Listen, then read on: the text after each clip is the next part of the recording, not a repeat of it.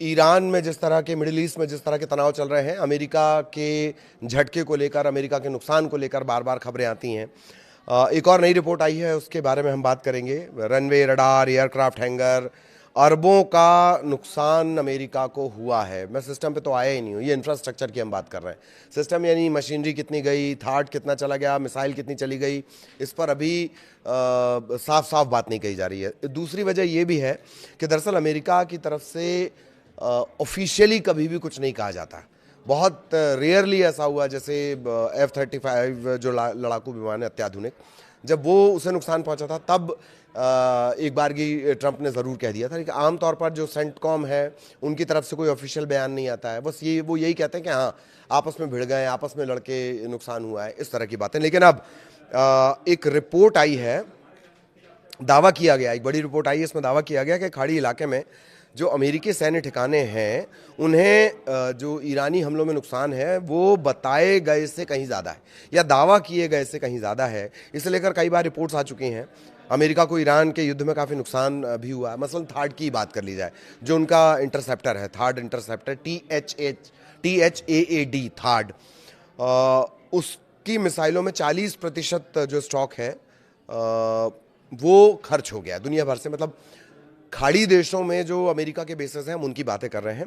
America ने अपनी थाड मिसाइलों का 40% स्टॉक दुनिया भर से खर्च कर दिया है। बैलिस्टिक मिसाइलों को रोकने वाला बहुत महत्वपूर्ण ये सिस्टम, और कई करोड़ों का ये सिस्टम होता है। ये सिर्फ इसकी लागत है करोड़ों की लागत के बाद जब ये इस्तेमाल होता है तब और करोड़ों खर्च होते हैं। ठीक है, युद्ध के समय जो मिसाइलें हैं वो बहुत तेजी से खत्म हो रही हैं और बनने में उन्हें सालों लग रहे हैं। मतलब छोटे युद्ध में अमेरिका की जो डिफेंस लाइन है, छोटा इसलिए कह रहे हैं कि अभी तक कोई ऐसा बड़ा काम अमेरिका ने किया नहीं है, तो एक छोटे से युद्ध में ही अमेरिका की जो डिफेंस लाइन है वो बहुत कमज़ोर पड़ रही है। उम्मीद नहीं थी किसी को भी कि इस तरह से होगा। अच्छा, ईरान इस काम के लिए क्या करता है? आपका थाड करोड़ों का, आपकी बैलिस्टिक करोड़ों की है, आपका इंटरसेप्टर करोड़ों में खर्च करने के बाद काम करता है, और ईरान अपने छोटे ड्रोन का इस्तेमाल करके, सस्ते ड्रोन का जो इस्तेमाल करके मिसाइलें इस्तेमाल कर रहा है, वो बड़ा नुकसान पहुंचा रही है। ठीक, NBC न्यूज़ है, उसकी रिपोर्ट दावा कर रही है कि 28 फरवरी से शुरू हुए अमेरिका और इजरायली जो सैन्य अभियान है, उसके बाद जब ईरान ने कई जवाबी हमले किए तो 7 देशों में मौजूद अमेरिकी ठिकानों को निशाना बनाया गया। कितने नुकसान की बात आ रही है, अब वो पॉइंट में आपको पढ़ के बता देता हूं। गोदाम, command centre, aircraft hanger, satellite संचार प्रणाली, ये बहुत बड़ा नुकसान है। ये तमाम नुकसान हुए हैं, अमेरिका को प्रभावित हुई हैं ये सुविधाएं।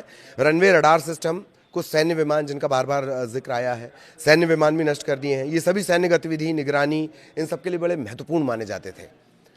अब रनवे ही आपके पास बचा नहीं तो उड़ान कैसे भरेंगे, कहाँ से टेक ऑफ और लैंडिंग होगी? सोचिए, आप अंदाजा लगाए। रडार सिस्टम ही आपका अगर खराब पड़ा हुआ है, आप कहाँ से इंटरसेप्ट कर लेंगे, कहाँ से जानकारी दे देंगे और कहाँ से जानकारी ले लेंगे? अपने ही लड़ाकू विमानों को गाइड कैसे करोगे, ये एक बड़ा सवाल। रिपोर्ट ये भी कह रही है कि जो एयर डिफेंस सिस्टम है अमेरिका के पास, बहुत आधुनिक है, वेरी मॉडर्न, लेकिन कमजोरियां उसके सामने आई हैं। ईरान का F-5 लड़ाकू विमान सुरक्षा घेरे को पार कर चुका है। किसकी सुरक्षा घेरे को? जो अमेरिका का अत्याधुनिक एडवांस सिस्टम है उसे।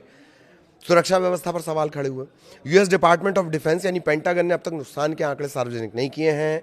यूएस सेंट्रल कमांड भी इस मामले में कोई टिप्पणी करने से बचता है, लेकिन सैन्य खर्च में बम्पर बढ़ोतरी हो रही है, भारी भरकम बढ़ोतरी हो रही है।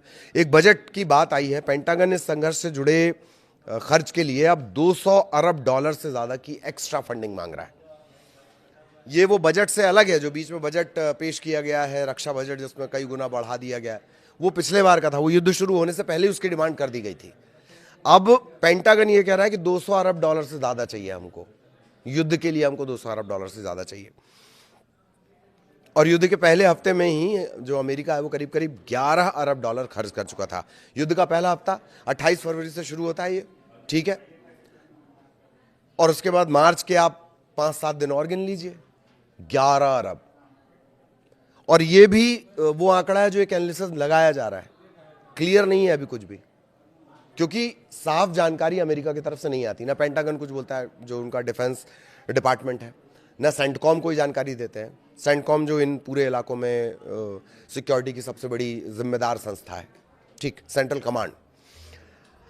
इन सब के बीच घरेलू मोर्चे पर भी डोनाल्ड ट्रंप घिर गए हैं। रिपब्लिकन सांसद कुछ उनसे बेहद नाराज हैं। संसदीय सहयोगी ने कहा कि कई हफ्तों से जानकारी मांगी जा रही है। मतलब ट्रंप से जानकारी वहां पे भी मांगी जा रही है लेकिन साफ जवाब ही नहीं देते। पूरी तस्वीर साफ नहीं हो रही है। पेंटागन रिकॉर्ड बजट की मांग कर रहा है, ये जानकारी और जरूरी हो जाती है। रिपोर्ट के मुताबिक जो क्षतिग्रस्त ठिकाने हैं, रडार सिस्टम है, एडवांस सिस्टम है, थार्ड को जो नुकसान पहुंचा है या रनवे को जो नुकसान पहुंचा है, इंफ्रास्ट्रक्चर वाले, उसमें अरबों डॉलर खर्च होने का अनुमान है। वॉशिंगटन में बहस फिर तेज हो सकती है कि ईरान जैसे विरोधी देश के करीब अमेरिकी सैन्य ठिकाने रखना कितना सुरक्षित है। यही तो ईरान की डिमांड थी कि आप अपने ये जो अगल बगल आपने ढेर सारे मुझे घेरने के चक्कर में इतने सारे बेस बना रखे हैं, अब ये सवाल अंदर से उठ सकता है। कहां अंदर से मतलब कहां? ये अमेरिका से उठ सकता है। अमेरिका के अंदर ही ट्रंप से पूछा जा सकता है। रिपब्लिकन नाराज है, डेमोक्रेट रिपब्लिकन दोनों पार्टी के सांसद उनसे नाराज चल रहे हैं। जवाब देने की आदत नहीं है, क्योंकि राष्ट्रपति ट्रंप ने इससे पहले 1.5 ट्रिलियन डॉलर के रक्षा बजट की मांग की थी, जो पिछले साल के मुकाबले 50% ज्यादा है। पिछले साल के मुकाबले ये 50% ज्यादा है। तो एक तरफ ये डिमांड की जा रही है और दूसरी तरफ जो खर्च है, 200 अरब डॉलर पेंटागन क्यों मांग रहा है? 200 अरब डॉलर पेंटागन सिर्फ इस वजह से मांग रहा है कि उसे और ज़्यादा ज़रूरत है, युद्ध में और ज़्यादा ज़रूरत है। रडार सिस्टम खराब हुए हैं, इंफ्रास्ट्रक्चर जो खराब हुआ है।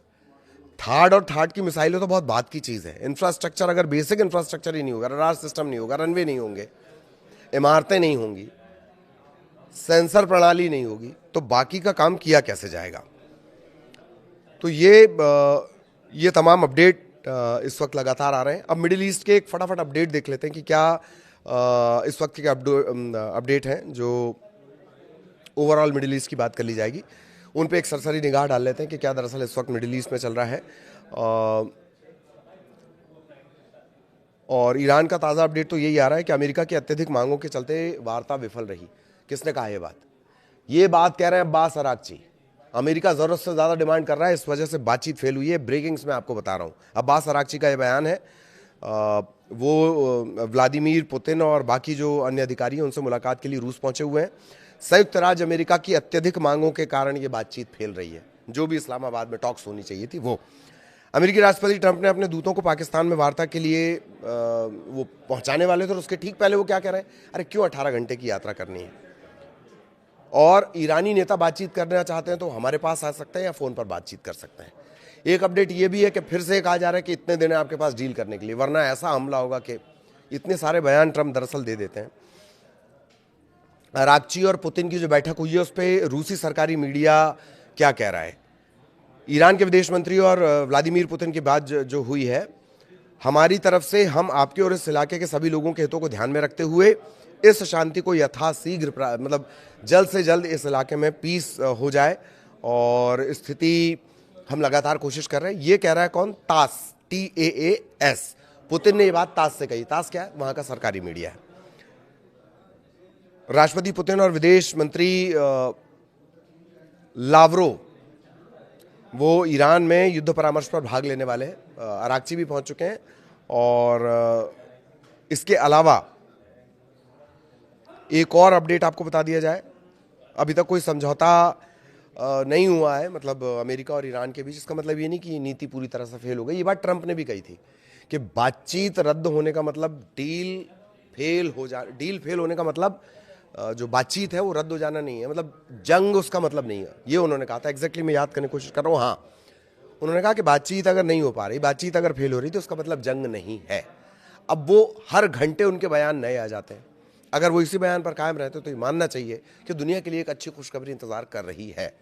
आगे भी जो मिडिल ईस्ट से जुड़े अपडेट होंगे वो हम आप तक पहुंचाएंगे। नमस्कार।